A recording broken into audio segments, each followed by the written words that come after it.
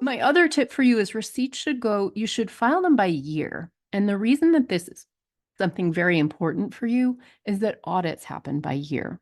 So the last thing on earth you want to do is just dump all your receipts into one bucket where they're unsorted, because that will give you a nightmare if you ever are audited. What that will require of you is to go through them all and sort them out by year.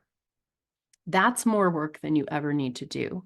If you just open a separate file folder, whether it's physical, in your filing cabinet, or digital in your Gmail, if you have a separate folder for each year, then when the IRS comes and says, hey, we want to look at, tax year 2021, tax year 2022, you can just go to those two folders and pull out only the receipts from those years.